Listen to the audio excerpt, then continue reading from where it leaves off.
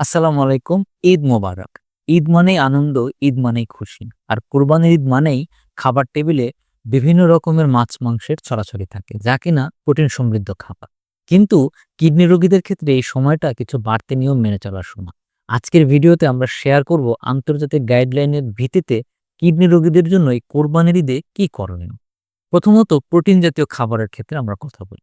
Kidney রোগীদের ক্ষেত্রে এই প্রোটিন জাতীয় খাবার ভেঙে যে বর্জ্য তৈরি হয়, যেমন ইউরিয়া, ক্রিয়েটিনিন, তা সঠিকভাবে বেরিয়ে যায় না। কিডিগো গাইডলাইন অনুসারে স্টেজ 3 থেকে স্টেজ 5 যে সকল কিডনি রোগী রয়েছেন তাদের প্রতি কেজি শরীরের ওজনের জন্য 0.6 থেকে 0.8 গ্রাম প্রোটিন খাওয়া উচিত। অর্থাৎ আপনার ওজন যদি 60 কেজি হয়, সেক্ষেত্রে আপনি দিনে সর্বোচ্চ 48 গ্রাম প্রোটিন খেতে পারেন। এটি রান্না করা মাংসে মাত্র 60 থেকে 70 গ্রাম হয়। তাই পরিমিত পরিমাণে কিন্তু মাংস খেতে হবে। এবার আসেন একটু জেনে নিই কোন ধরনের মাংস আপনি খাবেন, কোন ধরনের মাংস খাবেন না।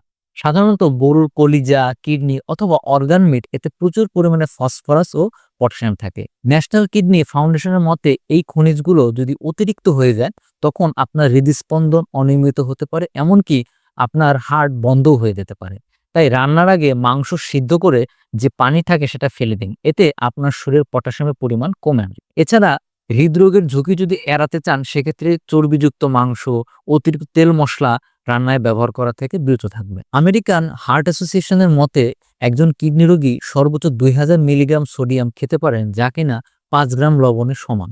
লবণ বেশি খেলে কিডনি রোগীদের রক্তচাপ বেড়ে যায়, পানি জমে এবং শ্বাসকষ্ট হয়, যা তাদের শারীরিক জটিলতা আরও বাড়িয়ে দিতে পারে। এক্ষেত্রে যে সকল রোগী ডায়ালাইসিসে আছেন অথবা স্টেজ 5 এ আছেন, তারা কি পরিমাণ তরল জাতীয় খাবার খাবেন বা কি পরিমাণ লবণ খাবেন, সেক্ষেত্রে চিকিৎসকের পরামর্শ মেনে চলবেন। ঈদের দিন বলে আপনি যে ওষুধ মিস করবেন সেটা কিন্তু করা যাবে না। কেননা ওষুধ বা ডায়ালাইসিসের একটি ডোজ যদি আপনার শরীরে বাদ পড়ে, সেক্ষেত্রে একজন কিডনি রোগী হিসেবে আপনার ইউরিয়া বা ক্রিয়েটিনের পরিমাণ বেড়ে যেতে পারে, যা আপনার শরীরকে আরো প্রাণঘাতী করে তুলতে পারে। এছাড়া ঈদের সময় যেটা হয়, আমরা প্রচুর ব্যস্ত থাকি, আমাদের বাসায় অনেক মেহমান আসে, যার জন্য শারীরিক এবং মানসিক চাপ কিন্তু বেড়ে যায়। এই শারীরিক এবং মানসিক চাপ যদি বেড়ে যায়, তখন ঘুমে ব্যাঘাত ঘটে, যা একজন কিডনি রোগীর জন্য মোটেও সুখকর নয়। তাই ঈদের দিন বলেই যে আপনি সবসময় ব্যস্ত থাকবেন সেটি না করে পর্যাপ্ত বিশ্রাম নিন ও মানসিক প্রশান্তি বজায় রাখুন। আবারও সকলকে ঈদ মোবারক জানিয়ে ভিডিওটি এখানেই শেষ করছি।